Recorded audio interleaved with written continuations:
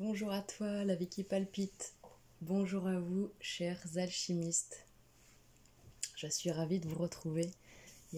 J'ai des messages intérieurs assez puissants en ce moment autour de l'idée d'un rythme. Un rythme à prendre ou un rythme à donner. Il y a vraiment quelque chose de l'ordre de la régularité qui a besoin de se pérenniser vraiment dans la durée.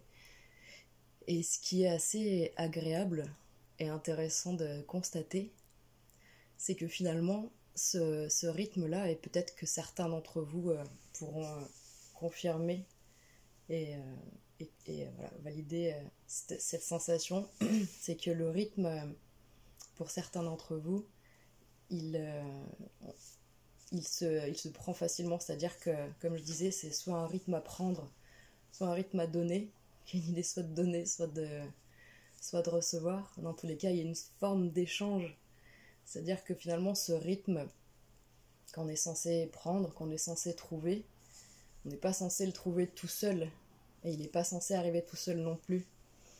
Donc je trouvais que c'était assez intéressant, et je réfléchissais à tout ça. Et donc plutôt que de réfléchir une fois de plus toute seule, je me suis dit je vais aller parcourir tout ça en allumant ma vidéo et en faisant un petit partage donc aux alchimistes donc de 2024.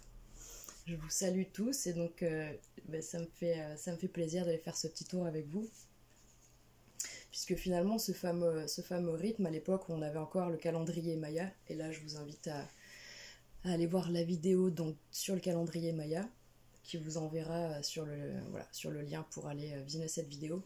On nous explique que il y a eu des temps sur Terre où on était vraiment connecté à ce rythme-là, puisque c'était des aires de temps propices à cela. Donc on pense forcément à tout ce qui était, les civilisations qui étaient là présentes pendant les différents âges d'or. Et donc finalement ce rythme, petit à petit, on l'a perdu de vue, on l'a perdu en sensation, puisque finalement c'est énormément énergétique tout ça, c'est-à-dire que les planètes influencent grandement à notre capacité donc d'émettre ou de recevoir, comme quand on a par exemple cette cage de...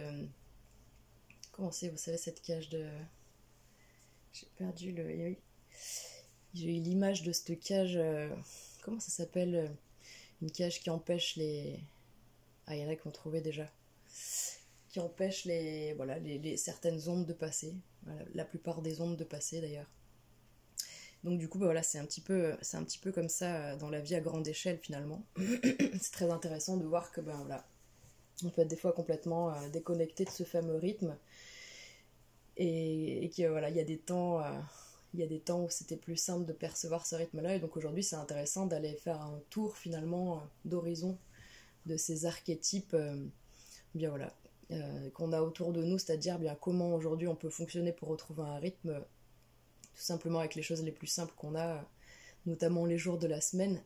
Si on se penche en effet sur chaque jour de la semaine, on peut constater que c'est relié à tout un tas de choses qui peuvent nous aiguiller sur, si on est sur une journée du lundi, et bien en effet, si on observe ce à quoi ça rattache, finalement on peut aller faire un tour d'horizon et donc savoir si c'est mieux d'aller faire sa lessive le lundi, ou d'aller faire ses courses, ou de faire de la peinture, ou du ménage.